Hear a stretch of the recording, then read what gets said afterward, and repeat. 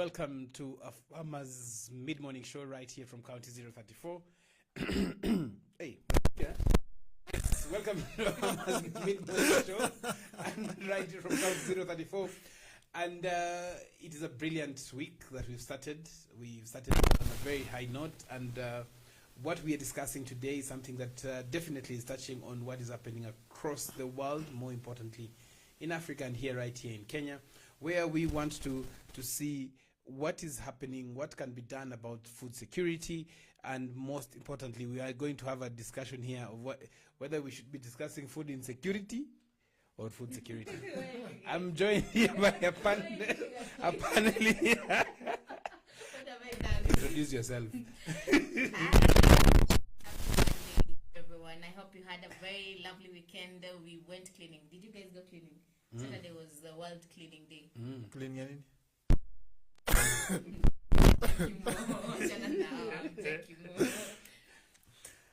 And me, Team Biadagang, I am Kevin. On the decks today, we'll be discussing food security mostly. Insecurity, hatujui ni toka wapi. Lakini Biadagang inagonga nini? Welcome, and remember to follow us on our social media handles at @afarmers with the underscore on Twitter, on Instagram, and Africa Farmers Media, right here. And if you are on Africa Farmers Club, go there and check out. There's a poll that we've created on what would you prefer to be solving, and Kevin here will be talking to us about weekend. But what are Kenya ukisikia tu weekend? Weekend inakwanga kusemana na week. Achana na week. Unajua Monday blues, Tuesday, ikifika weekend sasa ndio tunaanza kuishi. Mambo yote. But no, weekend is too short. You can't do everything on a weekend. On two-day thing. Msana ngebo iko single. Labda. Mnachoma bana, unachoma sisi na watoto wetu hatuna weekend. Sisi ni shift, tuna switch on. Weekend iko hapa. Sisi wengine kaeni tu tuko busy. Namnanga plot, wananga phone. Thank you. So today we're talking about food security. What food security? Jackie umesema ni food insecurity. Okay, we'll talk about food insecurity, pushing change of eating habits. What has changed that? Changed as in? What has changed? Why food insecurity is changing? As in, most people are used to eating the same kind of food, and right now, kama unga sahi ni kama gold. So instead of using maize flour, you can use alternatives like there's ile nitonga nini? Si cassava. Muhogo.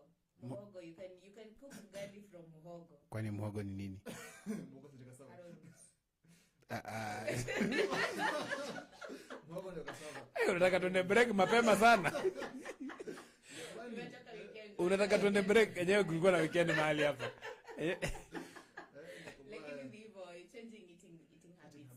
No, but let me ask you guys a very interesting question. Do you think that we are overhyping maize? I won't say that, but because there are so many things to eat. But yes. I think the main problem is the changing weather patterns and over reliance on traditional agriculture. But what kuna kitu I'm not hearing. Is the issue then nini? Is the issues then fertilizer?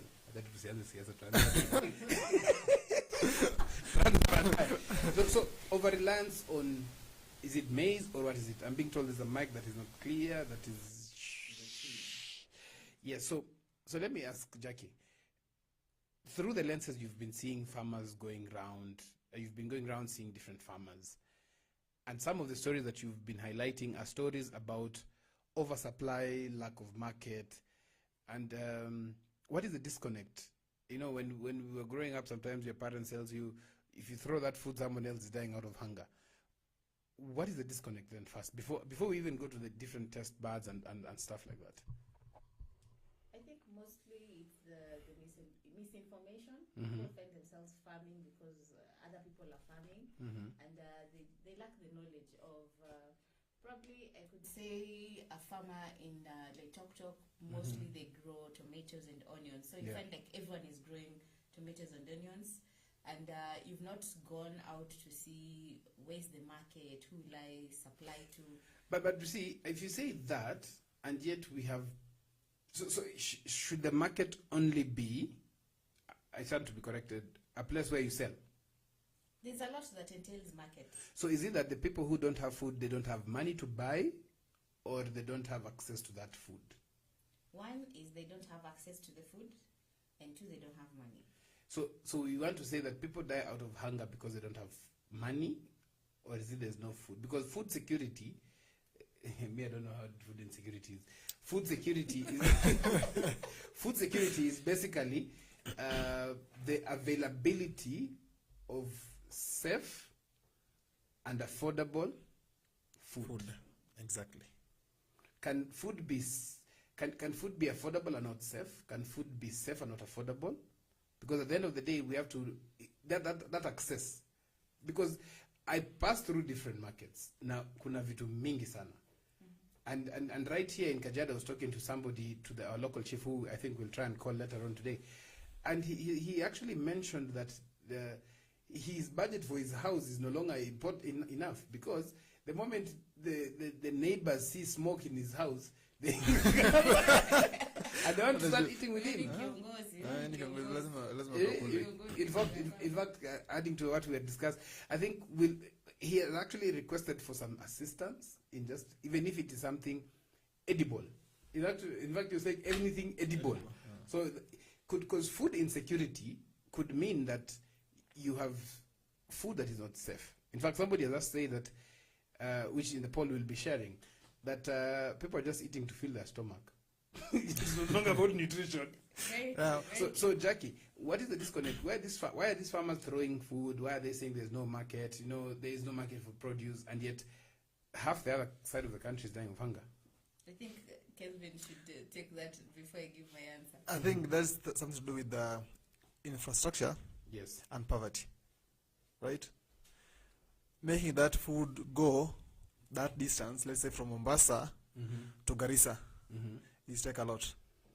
Then people in Garissa, let's say poverty-wise, they're poverty-stricken mostly. So really? Disclaimer. I said just a disclaimer, because find farmers from thicker that side on Garissa Road, they actually take cabbages to Garissa and sell at 150 shillings. But now, if you check at the areas where you have mostly hunger problems, it has to do with poverty. I want us to correct this, because is it that there's no food, or there's no money to buy that food? Because if there is no money to buy that food, the county governments could be doing something. Because every county, let me tell you something, every county has an allocation of agriculture in their yearly budgets. In some counties, that budget for agriculture goes to buy relief food. Where is the disconnect? Because I think it's good to have for us to talk to tell each other the truth. And the most important thing about it is also this market that we keep on talking about. So let me just refresh, and then Kevin take that question again. Why is it that there's a disconnect between farmers who have a lot of produce, saying there's no market, and the other part of the country, people are not getting food? What has to do with accessibility? Getting that food to that place is the problem. The transportation cost, if you take that food there, it will be very expensive. And now, being the locals, their wealth is being measured in either cattle-wise, not money. So that money to buy that food is a problem. So, and also the farmer. So is it the cash money? Because sometimes you can do barter trade. But now, let me tell you this. For a farmer to take this food from where it's coming from to that place is expensive. So meaning the food getting there will be expensive itself. Can those ones who have the cattle and the sheep take that elsewhere and come back with food? No, that's a narrative you need to change. Because those cattle that are a measure of wealth, they don't take them lightly. So it's better they die. if you die, we die. Take, let's say, a farmer in Marsabit wanting to exchange probably maize in Wasingishu. How will the barter trade take place. Like, So unataka kusema kwamba hakuna watu wa biashara hiyo route. and it's exactly what I was saying. It's misinformation because probably maybe you have the kettle and someone else has maize and the maize is rotting on the farm. Let's not use maize. Let's use cabbages. There's 75,000 cabbages.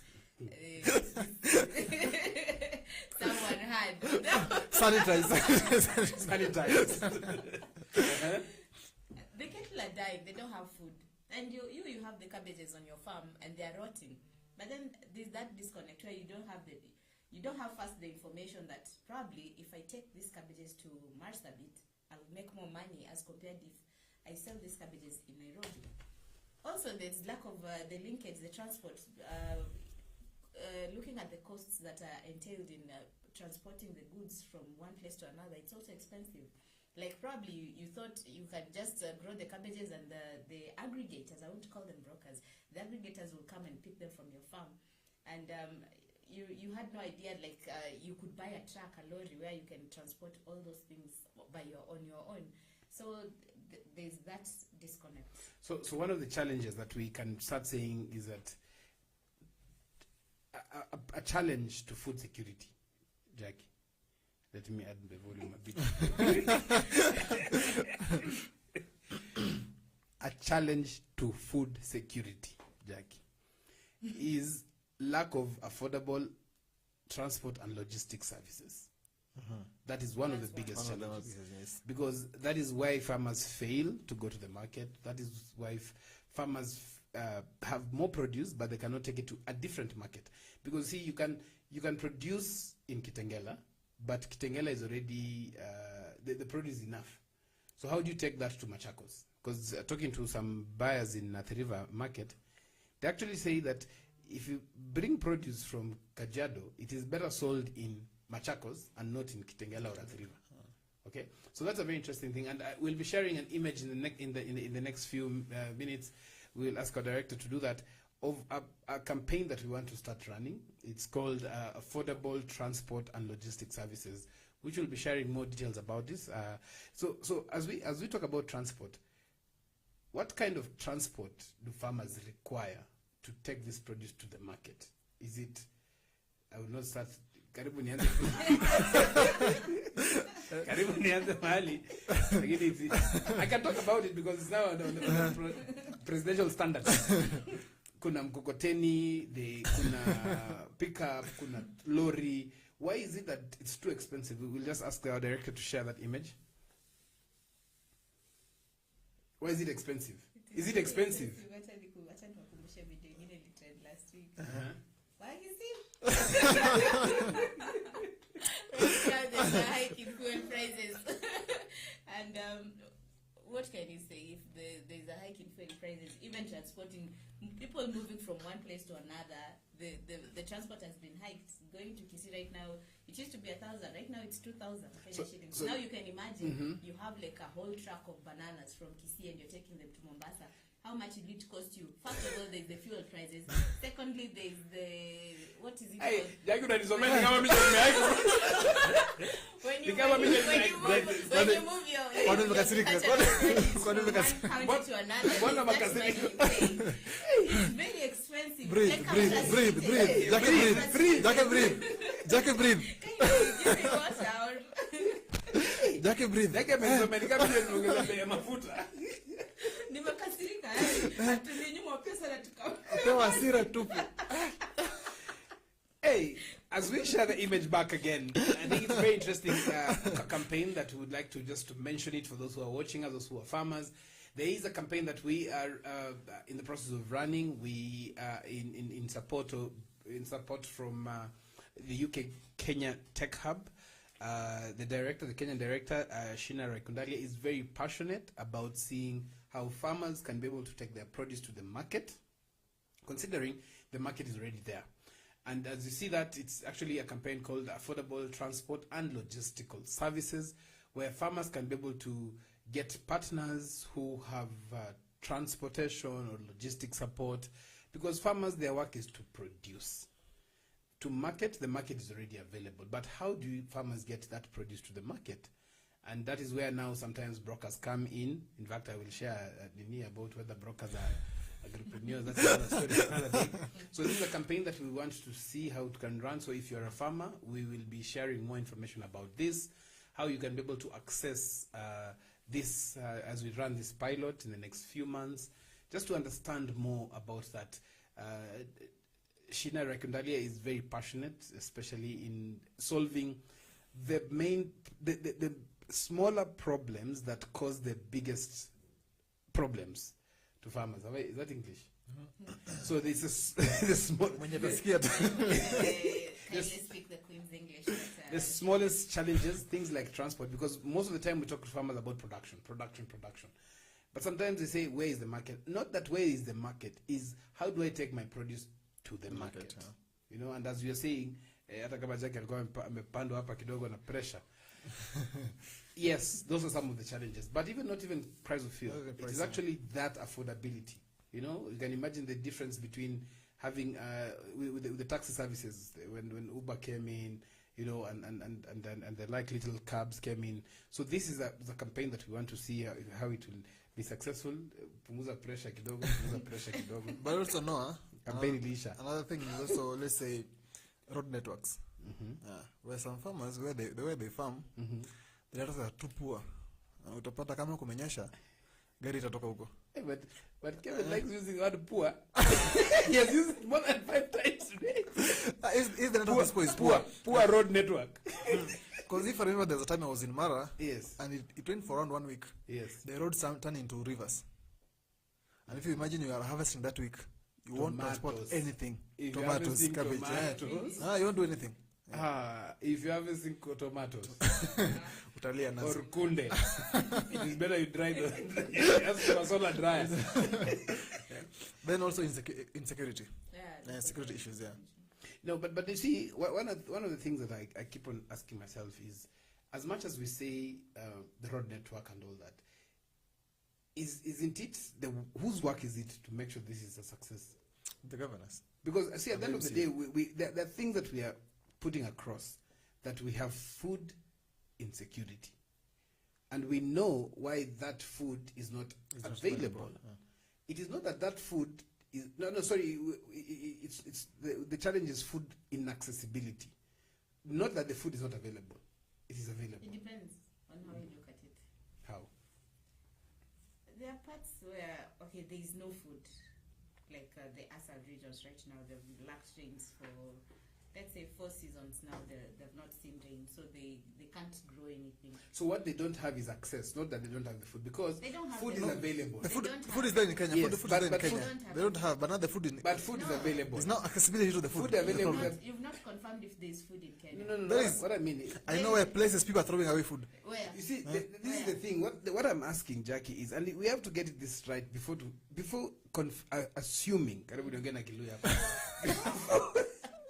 Before assuming that No, you see, drought is there. I can give you a scenario. Yes. People used to plant maize, Western All right. region. Yes. Most people used to plant maize. Yes. But go to Western region right now. Yeah. People have stopped planting maize. Why? But you see, poor prices, poor maize prices. They don't have. They say they don't have access to markets. They used to do sugarcane farming. Most of them stopped. Why? Poor prices as well. Can I Hapana. answer? What has- what No, has- what let has- us what let has us be very people doing specific. Jackie, can I answer Let you? us be I'm specific. just giving an example. No, I'm Jackie, just I giving have an an answer for you. example. I have an answer. I have an answer. No, I can Jackie, give you an answer. I can give you an answer. Let us be very Why don't you specific. Yeah. want me to finish? No, you know, And then you hatutakubali upate na pressure. You cannot say ati we have food. We don't have food. The thing is, Jackie, So you want to say that Kenya is a hungry country? I'm not saying that. What are you saying? What are you saying? The food we have is not secure. How? When we It's talk not- about- it's not when secure we how? talk about So food let security, we are us- not just talking about let's- today. let's- We are talking about the future. No, let me ask you, Jackie. When you say that the food is not secure, It's not. the country is not enough. food security. It's not enough. It's not enough. Yes. So why is it not enough? I'm just giving you examples. So now why I'm And asking you that didn't is let me because finish. no, we didn't want to let you finish because it is not because of poor prices. You know, that's what I want to ask myself. not for prices. People No, have stopped Jackie, farming. Jackie. So let Jackie, me ask you, it's not for Jackie, how prices. many People have farmers? stopped farming. How many farmers do you know who are still buying produce from supermarkets? Farm produce. There are many. Why?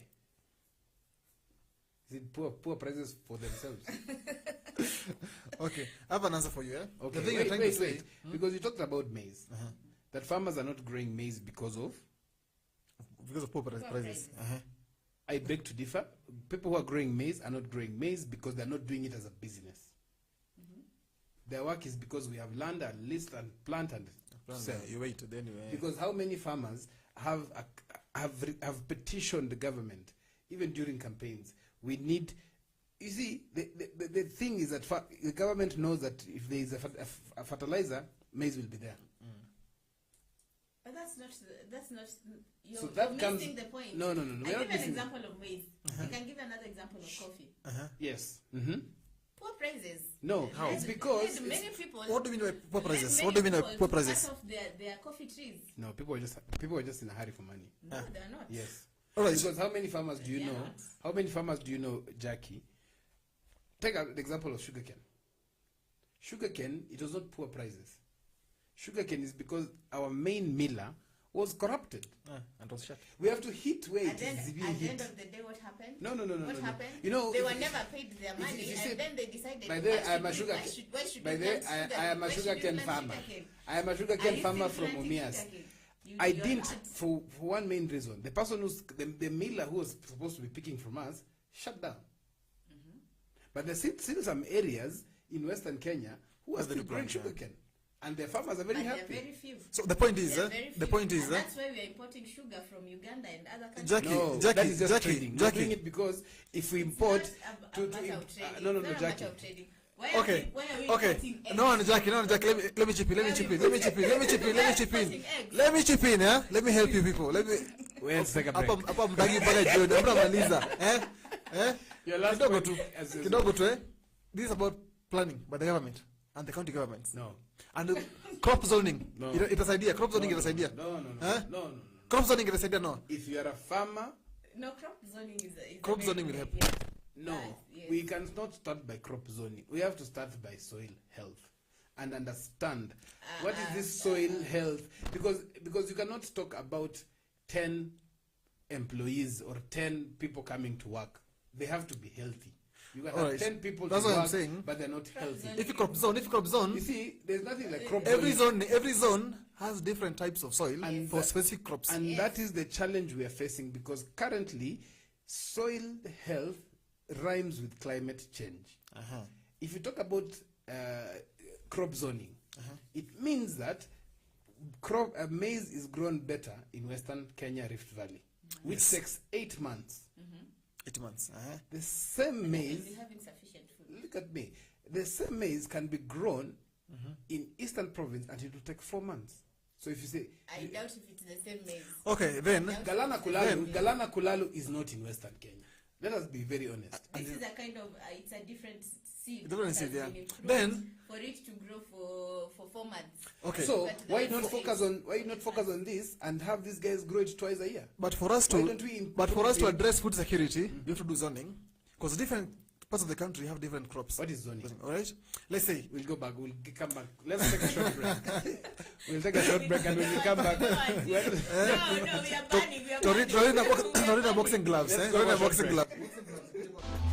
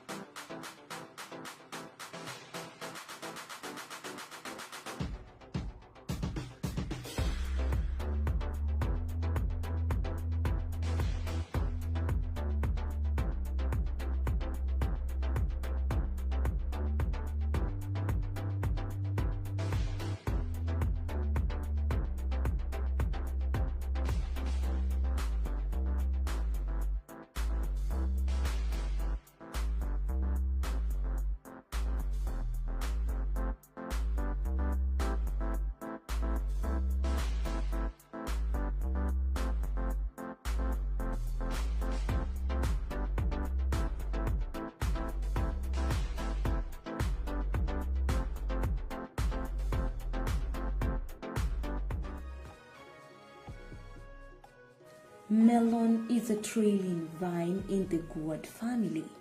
The word melon can refer to either the plant or specifically to the fruit.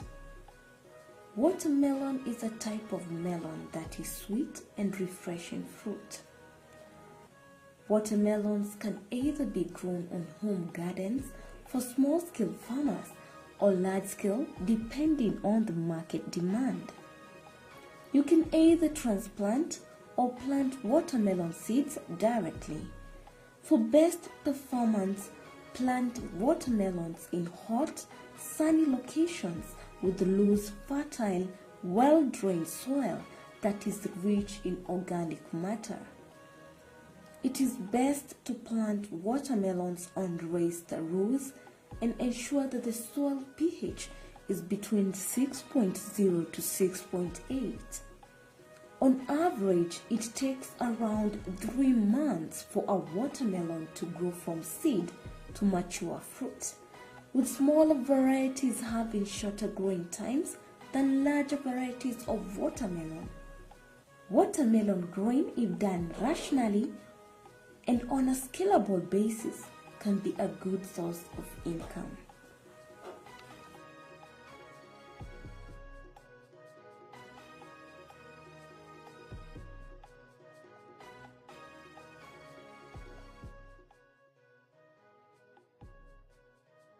Papai ni moja ya tunda mashuhuri kwa kiasi kikubwa nchini Kenya.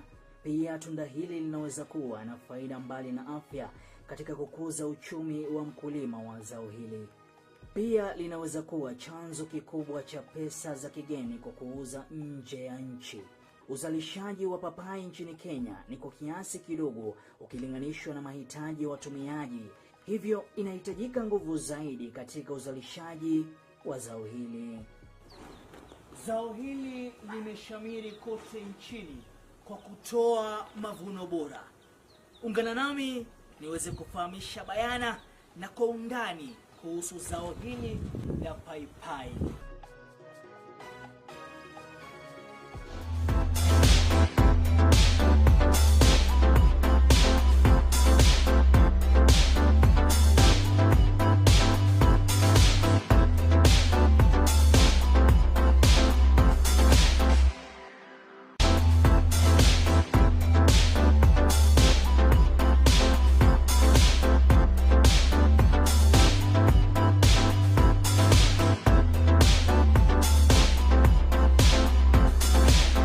Welcome back to a Farmers Mid-Morning Show right here. My name is Noah Nasiali Kadima. Na niko na watu wameleta pressure kwa studio. Hey, Jackie. See, I am not responsible for the increase in fuel prices. We are sorry. Hey. Lakini unajua tu ni wakisi. Wakisi. Acha tusiende hiyo tuanze tukimaliza show. So, Kevin, before we went for a break, you talked about food zoning. For those who are joining us, remember this is a Farmers Mid-Morning Show where we talk about issues affecting you from policy, from challenges that you are facing, and how best this can be addressed. And today we're talking about food security. How food insecurity is contributing to the change of taste of food, our eating habits. But of importance is, before talking about we need to understand what is the cause of this food insecurity. What can be done? What is a success food secure country? And we have just started talking about soil health, things about training patterns, seed varieties. But before that, Kevin, you mentioned that food, the country has to be zoned. Crop zoning. Crop Yes. zoning. Crop zoning. Okay, let us continue. Okay. This crop zoning will have different parts of the country growing different crops. Then that will also increase trade among the counties. Right? Mm-hmm.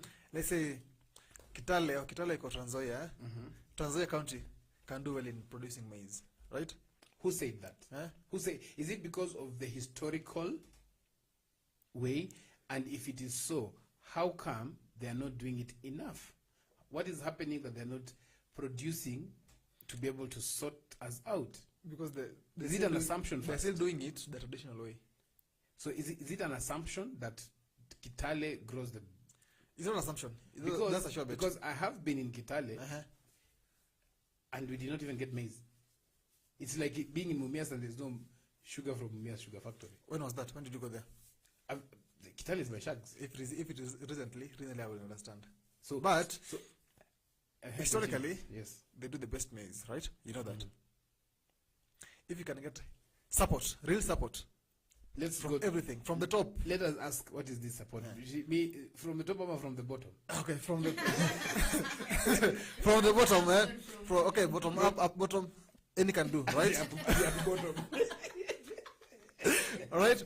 So, if the county government So let us can be support specific. its own farmers, right? Because let us be specific. Because when you're borrowing something, you know what, you need to know what you're borrowing.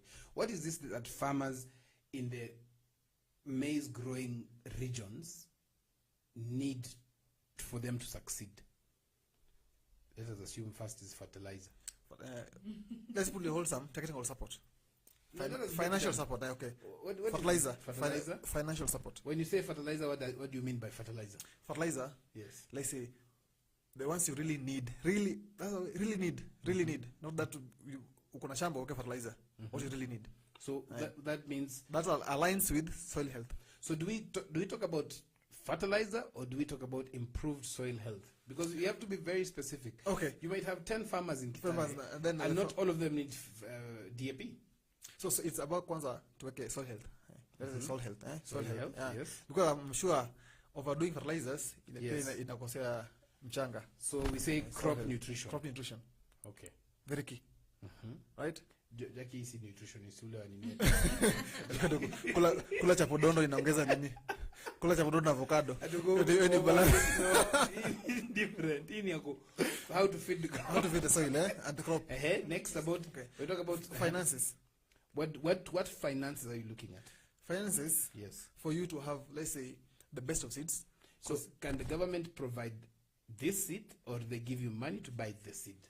If they can provide the seed well and good. So we say improved seed varieties. Exactly. Datuma billion.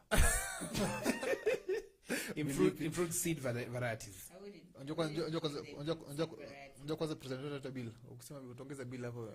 So if you talk about improved seed varieties, Jack is about to counter that. What do you mean by improved seed varieties? What I mean is this, there was a complaint that in Western region, maize take longer, like 9 months. That's the whole pregnancy. A whole 9 months. A whole 9 months. Utangoja sana uli ya ng'ombe, si binadamu ya ng'ombe. 9 months. Ya ng'ombe, a whole 9 months. So you find then in other areas you can do 3 to 4 months. Yes. So we need to cut these 9 months. At least if you can plant at least maize twice in a year, you make it 2 seasons other than 1 season, we can do better. And that's is possible to do that. Okay. Yes. Fantastic. Yes, I know it is very possible. Yes. Now you can counter that. How many mukata miguu? Guy, okay, naongea jioni. Improved seeds for me, no, I'm requesting, let's just have another day we debate this story of let's talk about this now. When you tell us that you can give us a seed that can grow in 4 months as compared to a seed that can grow in 8 months, let me tell you, this njia ya mkato is actually it's a shortcut. But maize, why are you in a rush? Why are you in a rush to grow, to get this harvest? You are the one who said. You're the one who said they need food. Actually, I think we were still on the crop zoning, and I wanted to back your thoughts on crop zoning. Okay. Have you finished? Start from zoning and start from there. Then crop zoning. If Western region is known to be good in maize farming, and another county, let's say Muranga is good in potatoes, carrots, cabbages. Once if you have all the farmers growing these kinds of vegetables, and this one's growing these cereals, and this other one's growing whatever they're growing, I think by crop zoning we'll be able to say, we can actually say we'll be food secure, because now we'll be having a bumper harvest from different areas, and then that will encourage inter-county trade. Yeah. So now let me ask you. So, but then you don't come telling us that because now your cabbages are taking 3 months, we have another seed that you can grow and it matures in 2 weeks. There's a question mark there. What Same question? to What the question? maize. What question mark? What's the hurry?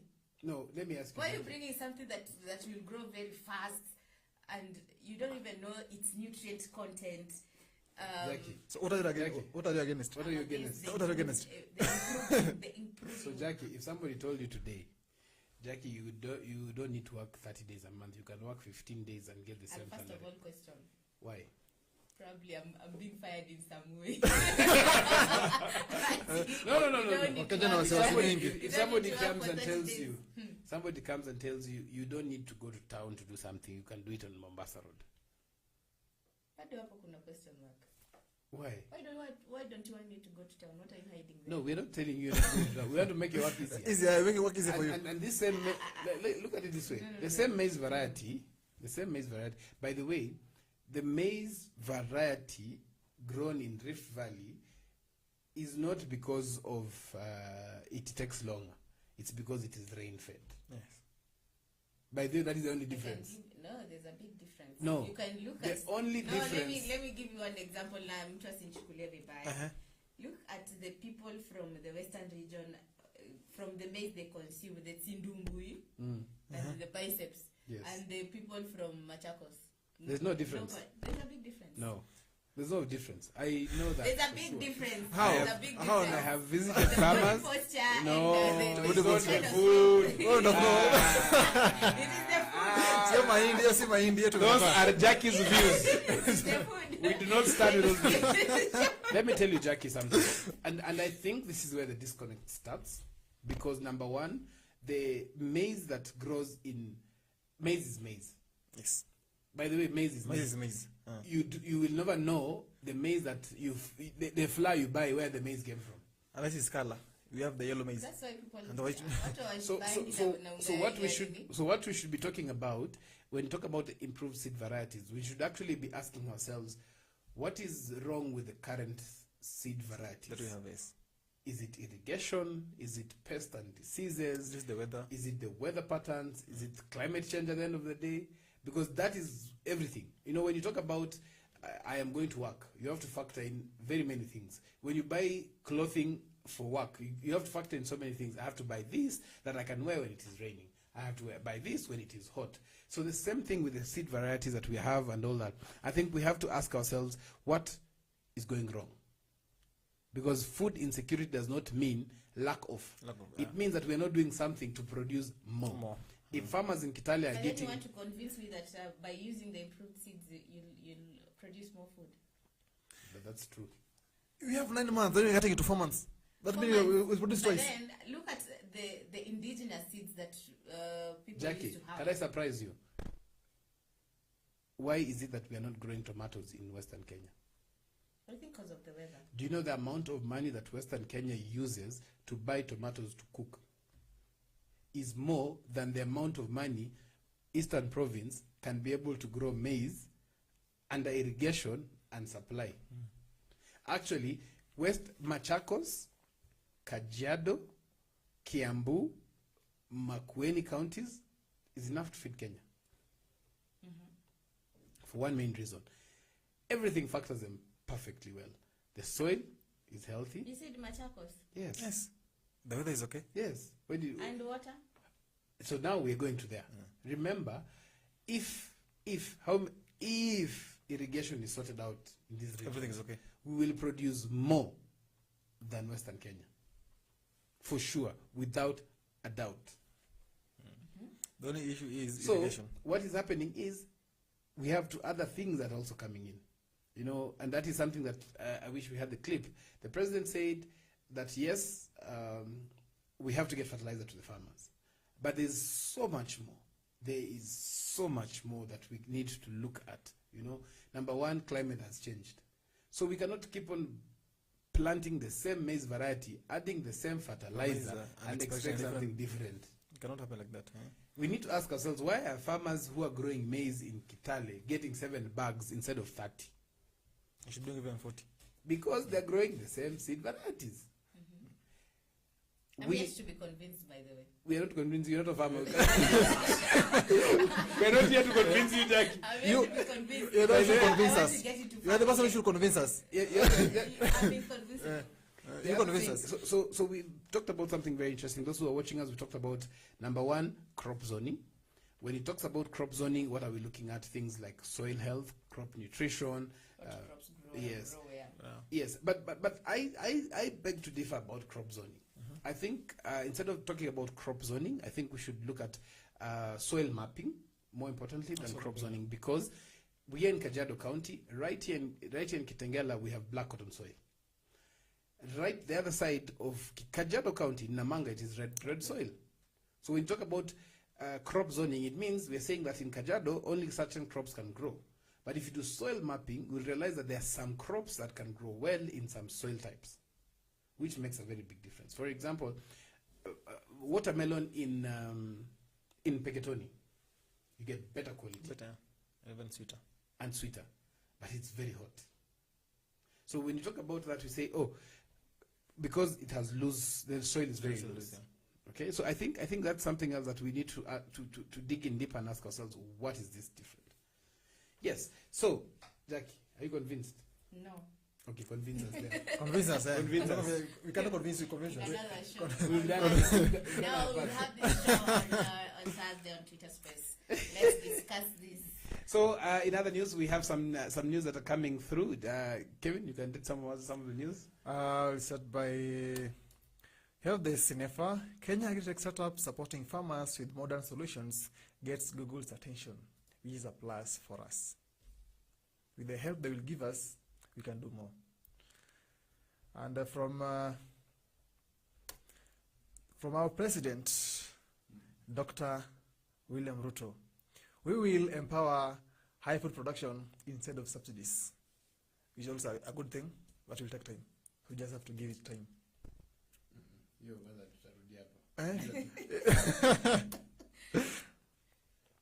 Then all this about food security, agriculture technology is key to ending food insecurity, expert says. You see? There it is. Experts have said food insecurity. When do you ndeka vibaya? Yours was a type. Yes, was right. Hunger pangs continue to bite in Garissa. There, I don't know what will change. But you should think about along that line. No, Yes, now tell no. us On that note, what can we do? The soil zoning. Now tell us, how can Garissa be assisted with the hunger pangs? It's irrigation. We have the Kenya Defense Forces is doing an amazing job in Garissa. Then why are we having the hunger pangs? And people It's are because number one, we started it on a wrong footing by devolving agriculture. After devolving agriculture, who is holding the county governments at stake by asking them how much of this money in agriculture are you dedicating to agriculture? We have to hit it from where it is supposed to be hit. Not pampa it, unajua tunafanya hivi. No, we have to be very specific and ask for what is right. We should not eat ice cream because it is sweet, and then we forget to say that first of all you need to have eaten food, then eat ice cream. We should actually hit it from the beginning. How much of the county government budgets is dedicated to the specific things we're talking about? Soil mapping. How many county governments have actually put a report and say we have X number of farming and now X number of acreage under farming, and then that is under farming and under farming. How much of that have you done soil testing? How much fertilizer have you got? How many partners coming to partner with the county governments are supporting farmers directly? How much of that budget is going to extension services? Because we have to hit it from the way it is. This other story, bring in fertilizer and all that, hiyo ni kutupaka tu mafuta. Koso. Very interesting view, but then who is to caution all those things you mentioned? Because we'll be talking to farmers who are going through a lot of challenges on their farms. Livestock are dying. Children are malnourished. Malnourished. Insecurity. Caution that. I think at the end of the day, we have to ask ourselves hard questions. And those hard questions are, for those who are representing people in parliament, how are you holding your elected members to task? Okay. The other thing is that we have agriculture officers, you know, but at the end of the day, we also need to ask ourselves as farmers hard questions. Am I farming for business or am I farming for the sake of doing it? Because if you're farming for business, then you'll find ways of actually going around and succeeding in doing it. Produce for yourself, produce for others. You sell excess. But first of all, you have to make sure that if I farm maize in Kitale, where Jack is selling us, we go and focus there, it takes 8 months to grow maize. So you only have 4 months to eat that maize. Yes. So you need to make sure that when you harvest, you have produce that you can eat for the next 12 months. It means post-harvest management, storage, you know, stuff like that. So how many farmers, that is now becoming food secure. So first of all, you have to make sure that you as a farmer have produce, whatever you're growing, for X number of months, so that you don't go hungry. You only sell excess. And if you do that, you find that, let's assume 3 million farmers are growing maize. 3 million farmers already have their own food for the next 1 year. Okay? Yeah. So when you have food for the next 1 year, it means automatically then 3 million times average African houses, 5 people, you have food for 15 million people. That also means the next production is a surplus. So whatever you're producing now is for the next year, Yeah. which can be curbed. And so if you are a farmer, you ask yourself, I am in Kitale, I'm growing, I'm getting 7 bags. What can I do for my soil to double that to 14? Or triple it to 21? So at the end of the day, as much as government will come and give you fertilizer, it is up to government to not give you tractors. Yeah. It's up to push yourself. So it's up to you to say, hey, but I've been planting this maize variety, hii Jackie anapenda, but I'm just getting 7. Let me improve it and get 20. Share your thoughts. Share your thoughts with us and let us know what you think about this before we go to the next news. Now, something that you've mentioned in the news is called subsidies. These subsidies, ni nini, Jackie? Hata mimi nashangaa nasikia tu subsidies. What is subsidy? Suppose, let's say you're sleeping, then sleeping on your hands, you have a pillow.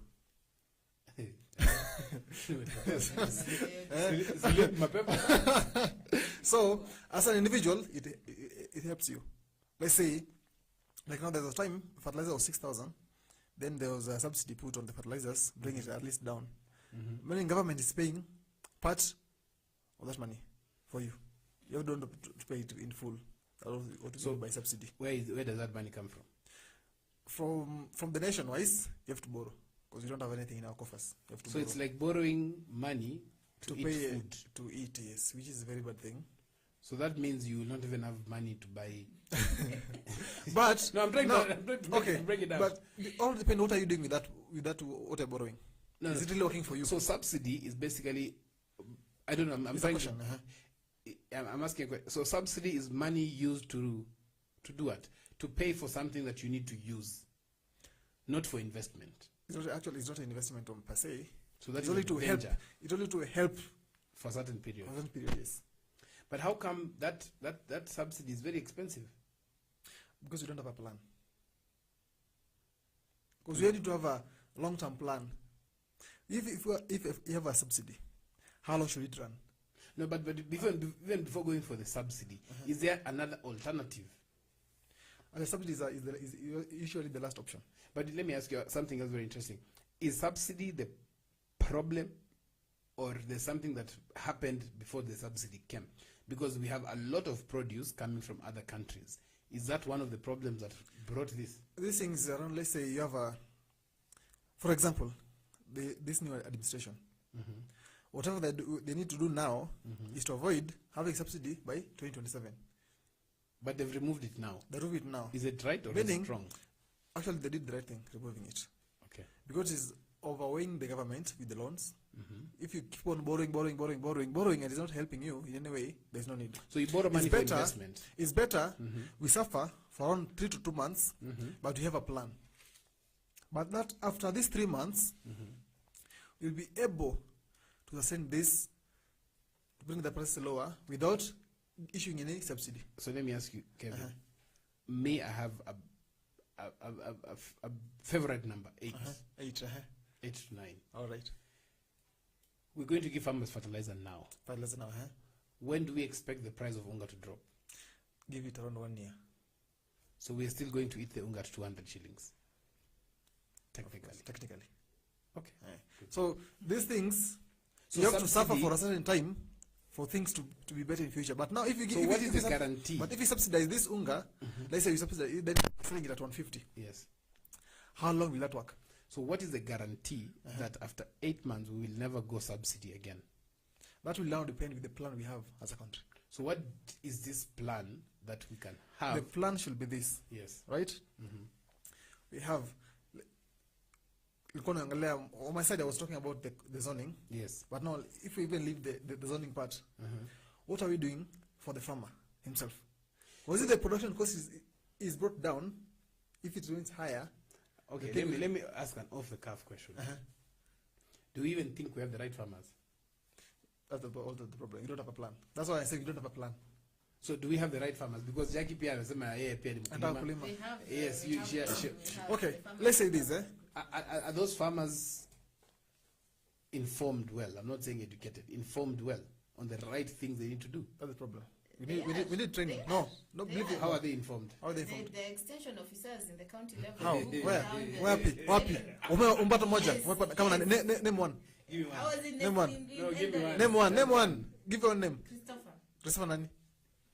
In your government. In your government, ama ni in private. Extension officer. There's a No, private. they're No. extension officers. Okay. Actually, if you go to the county level, they're extension officers. From the government. From the from the government. Jackie, Yes. Jackie, From the call government. a farmer now and ask them if they have Ever. a number of an extension officer. Ni ngumu. Nipige wapi? Wewe tu Piga number. Ninajua it's hard. So hizo ndio vitu zingine we need training. Call Then after the- we have the government farms like Gulalu. Yes. Gulalu is always failing. Gulalu. Ni Gulalu. Galana Kulalu. Yes. It's always failing. But you see, the Galana Kulalu, they've actually said they cannot grow maize, they're only growing fodder. Are we getting it wrong from the beginning? The problem is, what are we doing wrong with Gulalu? With Kulalu? Okay? We need to think about how will this thing work? Is around Ama tuseme tu the kweli. acreage that's there. Ama tuseme ukweli, corruption inatumaliza. Call us with us, ndivyo. Unajua There it is. tunasonga kila There it is, mahali. Yes. Okay, Circles. let's say if you have a plan, Yes. let's say we take someone like Noah, Yes. we give him 10 acres. Tell him this one, manage this for us, right? When you harvest, This is what you need to do. what do you need to do? A, B, and C. Yes. That thing will work or not? It depends who Noah is. Eh? It depends who Noah is, because the other thing is, are we really micromanaging our farming? Because should we amalgamate the land? Should land be taken up and say government takes up land and does the farming? You as a farmer, you do your bit, and that's it. What's the work of the ministry? Sorry, What is the work of the ministry? but I mean, when you talk to It's the devolved. ministry, I know it's devolved, but not even if it devolves. So like, Jackie, from was the it wrong counties- for us to devolve agriculture? Yes, at some point we were. So But- if we were wrong to devolve agriculture, what can national government do now in partnership with county governments to make sure that we are a food secure country? Because if they don't do that, that means if the counties don't work, it's the national government who will borrow and get subsidies. But now, even if it is devolved or not, in the county government, if you have a minister of agriculture or the minister of agriculture, what are they doing? That's the question. What are they doing? They're doing everything. No. What? From the What are they doing? From What are the they doing? seas, I've been, What are from they the seas. What are they doing? What are they doing? What are they doing? The work they Because do. you can't tell me, Which is what? Golana ilianza lini? Ilianza kitambo sana. Yes. Hatujaona success ya hiyo kitu. Kama It's tutaiona.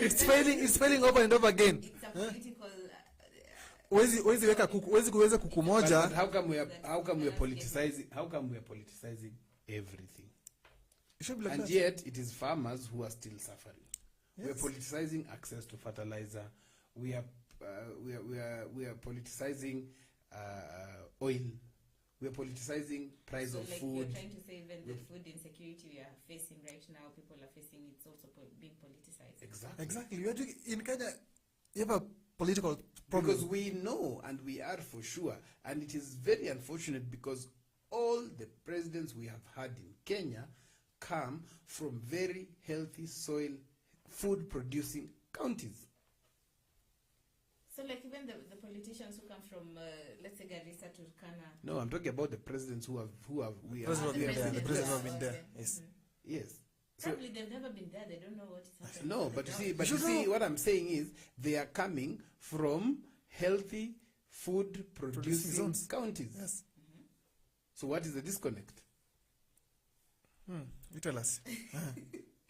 They are- The thing is this, Because we also need to hit it very right. If you say, oh, you know, CECs in the county governments are all that, not a problem. But we also have something that is very important. Tunaweza quote Biblia kidogo lakini wacha tusiquote leo. Kwa Biblia kuna mahali wanasema if you cannot provide for your own people you are worse than something. Yes. Ndio? Na kuna mtu alisema Noah, if you have been voting, if your favorite politician have been winning for the last 20 years and are still complaining about things, then we are the problem, not the politicians. Do you agree? I don't agree. I don't agree. Okay, why do you disagree? Why do you disagree? Why should you wait for someone to come and feed you? You can feed yourself.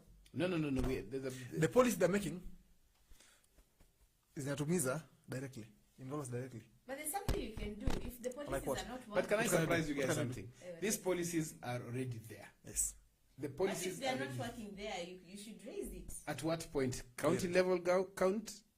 At the point of county level or national government? Or you just as a Start Or from why do you raise it? Start ama from the- ulime tu mwenyewe tu anza na tu kuanzia kwa shamba, mmoja akikuja akiona, you mobilize yourselves, start from the county level, then go to the national. If the national is not working, get a whatever balloon. Okay, so this we're talking about sensitization, right? Whatever. Unaangalia training hiyo zote unasema who will be in charge of that? Unasema unaanza kivyako. Because hizi ukianza peke yako uko na 1 acre. Mtu next atasema I don't know vitu za wanafanya. So you need training kuinvolve watu wengine who will finance everything. If you mobilize yourselves and you're serious farmers, amwezi kosa So who's the- kufanya training. So it is okay for farmers to take it upon themselves to do it. It begins with you personally. So now you are telling us something because now you're going against what you said.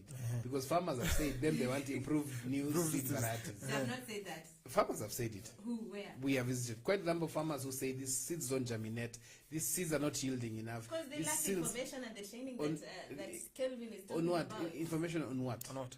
The seeds, why are they not germinating? Why are they not growing? Because Exactly. Because probably they are not germinating. They're And you- not germinating. And don't have the Jackie, information. let's you get said right. there's government extension officers on the Yes. farms. You said that. So what is their So point? what their work? The farmer went and bought the seeds without consulting the extension So officer. who should the farmer blame? The extension officer? They should blame themselves from the beginning. So if the farmers have already done their research and have said, no, this is the right seed variety on this, should the farmer actually even think of seed variety, or that seed variety should be proposed by somebody? And The who seed should, variety should be proposed. by who? Extension officer from the government. Not That's their work. Is it the extension officer? Is it a fellow farmer? Or is it the person selling the seeds? okay. From the choices you've given, it should be the extension officer. If I didn't give choices, which choices would you go with? I would go with the government. Who? Like the Because Ministry of Agriculture. has If said- let's- if let's say But we it's go not by the involved. crop But zone, but the extension Yeah. officer is from the government. So that is work. Guys, let us specifically say that crop zoning is good, but soil mapping is better. It's better. Because Jackie, It's okay. It's excuse me, okay Jackie. how you want to put it. no, Zoning. Jackie. Let's go with the crop zoning. No, Because Jackie. if you go with the soil, even I'm still differing with the soil zoning as well. Because I can Jackie. give an example. No, Jackie, One wait, time I Jackie, visited wait. Kitui. Let and me then tell you the I difference got, between soil mapping and crop zoning. It is like the color of your skin. There is makeup that you'll put because your color is light. There is makeup you'll put because you are dark. In fact, some areas hata Hata hutaweka. ni vumbi tu. Unapiga tu vumbi. Foundation ni vumbi. Kuna wale utaweka. So that is what we call about soil mapping. It's very simple. For example, pia another way, mtoto ni age fulani, chakula fulani. So that is soil mapping. Uko na watoto 5. Lakini kila mtoto yuko na different age. You will not Kila say mtu atakula watoto wa ugali, Machakos sio wote ugali. watakula chakula. Watakula ngwashi. when you say soil mapping, it's a good idea. It's the only And option. It's not the only option. Because It's I'll where give to an start. example. That's where you start. When I was in Kitui, Yes. I did a study on agroforestry, and then I asked someone was selling mango trees, tree seedlings. So nikamuuliza, hii tamea mahali natoka? I was like, hey, mchanga iko aje? Nikamwambia hii weather iko aje? Took the tree seedling and it never grew. Nikaulizia nikambiwa, wanaweza kukwambia mchanga inahitaji mchanga red hivi lakini huku kwetu maembe has grown. Why? Because of the climatic condition and also because of the altitude. Is that information? So is what that, was the is problem? that misinformation, Jackie? Is that misinformation? Yes, it What? is. That only these crops grow here. That's what I was It's saying. like- And that's what farmers do. That was Egypt- That's what Egypt- farmers know. That's what Egypt, farmers know. only 6% of Egypt's land is arable. Sasa sisi tujafika Egypt. No. Let's go with it. But we are actually importing oranges from Egypt. From Egypt, yes. Yeah. Israel is actually some of the best fruits come from Israel, and it is smaller than Nairobi, and it is sandy soils. So if you talk about zoning, then Israel wangeambiwa nyinyi hamwezi kuuza chakula. Now in sandy soils, they know what they are doing. Okay, Jackie. Our farmers don't know what sisi tunajua you So- just so- plant for soil. Kama farmer ajui, hiyo ndio kazi ya extension officer from the government to teach them, to offer trainings every single time. That's my job. Bado kuna challenges. Gani? You know this topic We'll be going for a short break. Those who are joining us. The extension officers have their own challenges. Kama gani? Walikuwa wanafaa kupatiwa bikes.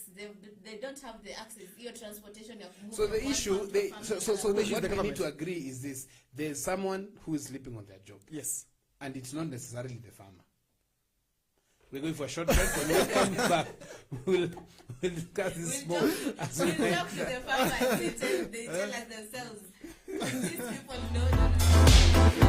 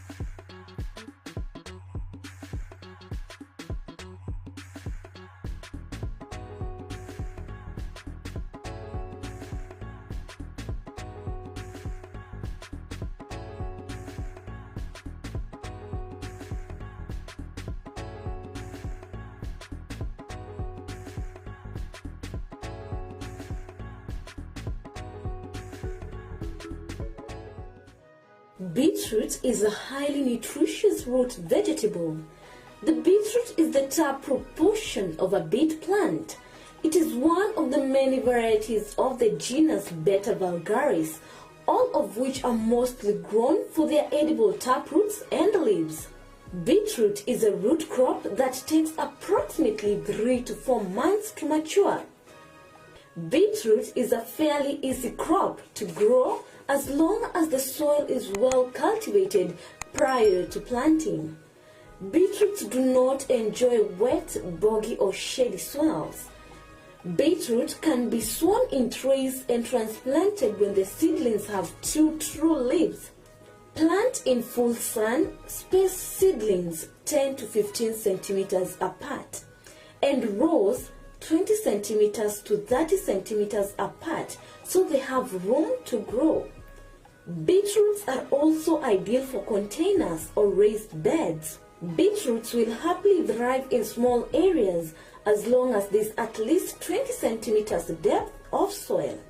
Beetroot has been used not only for food but also for treatment for numerous conditions.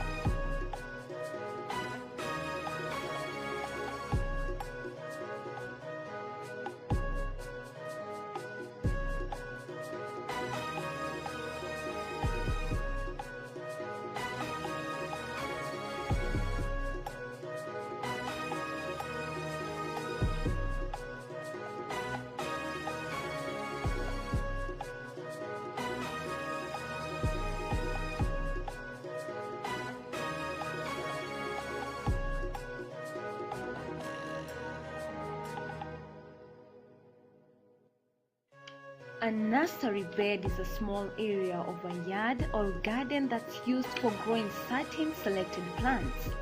The goal of a nursery bed is to grow young plants to a certain size at which they can be easily transplanted. A nursery bed can also be used to evaluate plants to see if they are worthy of planting in the larger garden, to observe their growth, habit and color, or watch them for pests and diseases. A nursery bed is especially helpful for vegetable gardeners practicing succession in planting, in which a steady supply of fresh produce is maintained.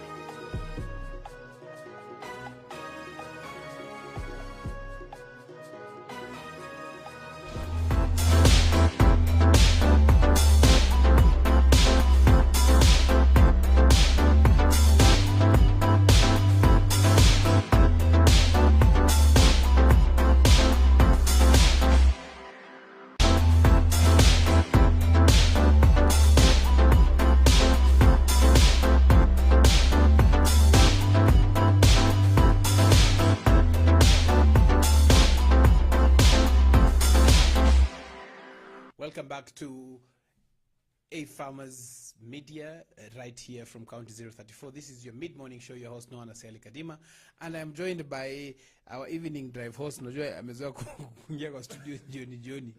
Sasa kuna vitu haishiki sana, lakini tutamhurumia. Jackie Moore and and Kevin Ochieng. And we are deliberating on a few issues here. What we're talking about is food insecurity. You know, it is actually pushing the change in eating habits. But we have actually tumetoka kwa topic kidogo, yeah. But we were discussing about what is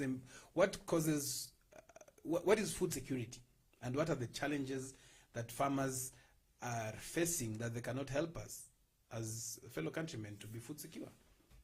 We've discussed a lot, but one of the things that we have not discussed that we'd like to discuss now is what is the way forward. What next, Jackie? I think actually there's one point that people usually ignore when it comes to matters food security. Because when you talk about food security, we only look at the crop aspects. And even livestock are part of our food. And there's actually a story I did some time back with some livestock keepers here in Kajiado. And they're like, even the cattle are literally dying, and they're looking for people who can actually give them grass to feed their cattle. So that's one aspect that I think most people overlook. Well, even when you talk about food security, there's a lot that we get from the animals. Even poultry, they give us eggs, which is a source of protein. There's fish. The livestock, there's the dairy. A lot of products come from these animals. So let's not just overlook, even when you say at soil mapping. Sasa kwa soil mapping na livestock inaingia naje? Nyasi. Zinakula nyasi. Ulikuwa umengoja. Yake nilikuwa nimekungoja. Kwa nini umetumwa leo? Jackie nilikuwa nimekungoja. Leo unajua ujui. Hata Naona nimekuwa hapa katikati. Kevo amekusaidia sana. Let me tell you, Jackie, for you to get healthy, you know, even the livestock, they should not just eat to feed their stomachs. It should be nutritious so that even the yield in terms of milk meat. quality, meat quality is of the highest grade. So even when you say, oh, itakula nyasi, ni nyasi gani?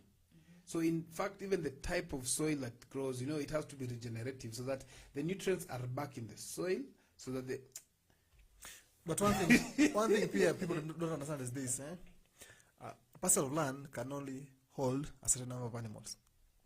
If you overdo these animals, you will be complaining about grass and pasture issues. You cannot have 1,000 and put them in 1 acre. They did that in 2 minutes. Then what? You have to think along that line. Limit whatever you're keeping. But then you cannot change the ideologies. Like people from the Maasai community, they believe the more cattle you have, the richer you are. But the so world, like you cannot tell a Maasai. The world is changing. The world is changing. You need to reduce the number of cattle that you have.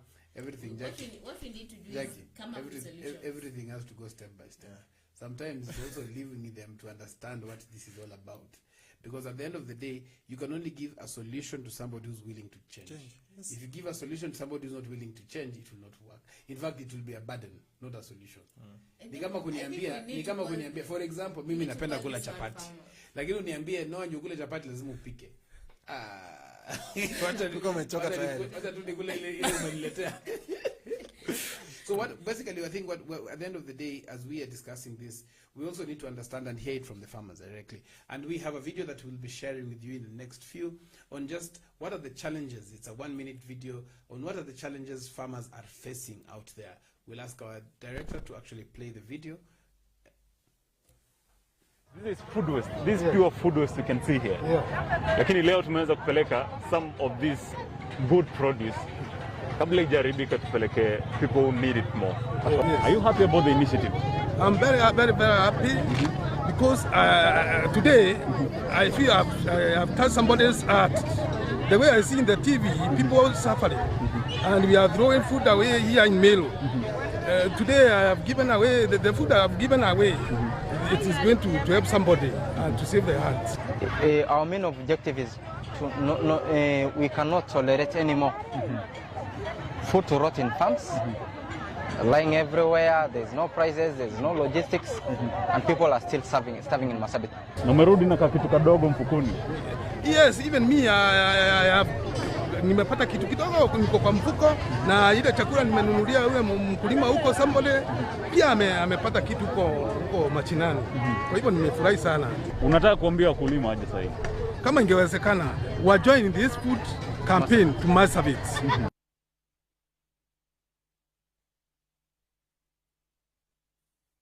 As you have seen the video there about just the food security, the status of food in Marsabit, and that is what is happening across the country, you know. And if you look at it very critically, there's something that there's a disconnect somewhere.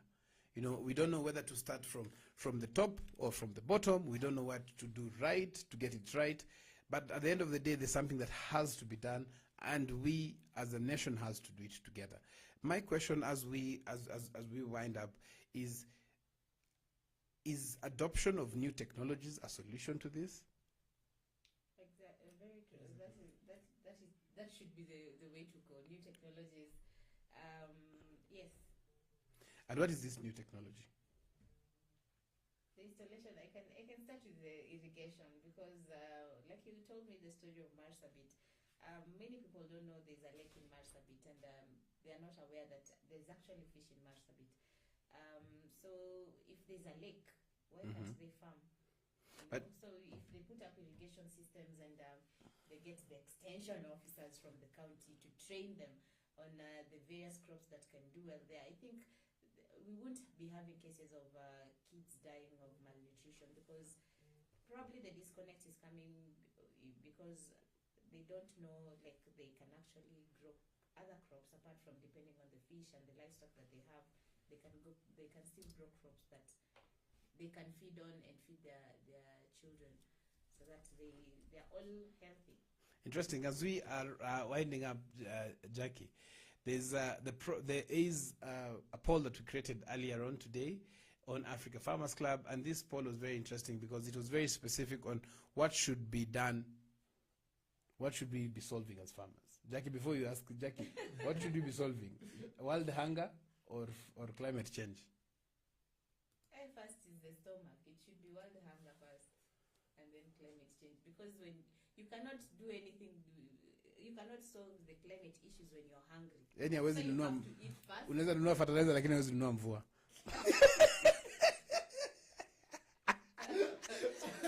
Unajua mwami.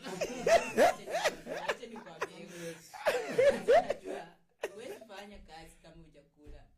Tumbo kwanza, alafu hiyo ingine itakuja. Interesting. Kevin, take us through. But no, long term, we deal with climate change. Kevin, as you're saying that, do you think when you talk about subsidies, as we do away with subsidies, we should also be talking about climate change, so that within those 8 months, we are changing some things? Yes, because those two go hand in hand. Because Give us 8 months is too long. Give us, Anything can happen. give us the result. Give us the That was result my of the opinion, polls. by the way. Now, the polls are here. Solving world hunger is leading with 64%. Followed closely by solving climate change at 23%. So meaning, we need a different hour too. World hunger has They're not looking at... you cannot do anything when you're hungry. But there's a really nice thing someone has said here. They say, you're saying, people are not hungry. They fill their tummies with zero nutrition food. And yes, that includes vegetables. Exactly. You see, those are the things that we have to factor in. And you know, it's a very big topic. You know, if you solve a problem that is short term, it's the same as the subsidies. So this is actually saying we need the subsidies, we don't need to do this other thing. And that is already a danger because we will still be revolving around the same axis. Just, you know, like, oh, you know, I'm not healthy, I'm too fat and all this. Like, you say, okay, I will fast. But when you break the fast, like now people saying there's something world hunger. That's now where the aids come in. See the USAID, yes, relief food. That thing is not for a long time. It's not, we should be living like that. Cannot be sustainable. We must have change. Yes. 3 years time we should be feeding ourselves. Yes. Not relying on relief food everything. Exactly. Yeah. Good. Perfect. There's something else that we want to mention is that this is a continuous discussion. We are discussing this as we go to COP27. That will be happening in Egypt in November. And we want to get to understand what is our role as farmers in this. How do we benefit out of the policies that are out there from different countries, different organizations out there? What can we do differently as farmers especially? And this has been the mid-morning show. But before that, we have a proverb of the day. And this proverb of the day says, today's wastage is tomorrow's shortage. Today's wastage is tomorrow's shortage. As we wind up, we have a very interesting product from one of our partners. It is very interesting, out of Thermofield. It's actually an organic bamboo vinegar. Very good for your soils to be able to make sure that it stimulates growth, it fortifies animal feed production, it reduces soil and water pollution, and most importantly, it you know, there's something here very interesting. It controls odor in animal pens and kennels. Wow. Out of Thermofield Industrial. This has been... There's something I wanted to mention about this thing before you wind up. When I saw this packaging, I was like, hey, vinegar. So, you know.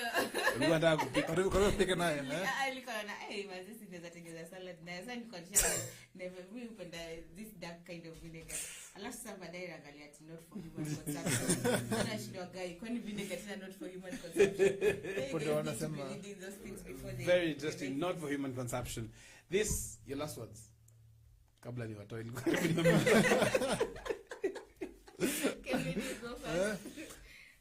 My last words will be this. as a country, we need to think forward and we find long-lasting solutions. Yes. We cannot rely on relief food. We cannot rely on subsidies. We should be able to feed ourselves in 10 years' time maximum, if we do things right. Fantastic. 10 years. Yani umesema tu Rosafi 10 years. We need to rise up as a country and put the leaders who put in the positions at task, especially when it comes to matters to do with food, because we cannot do anything without food. Like even the poll has shown it.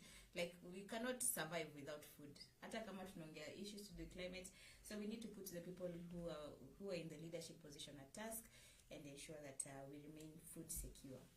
Fantastic. This has been Farmers Mid-Morning Show. See you tomorrow.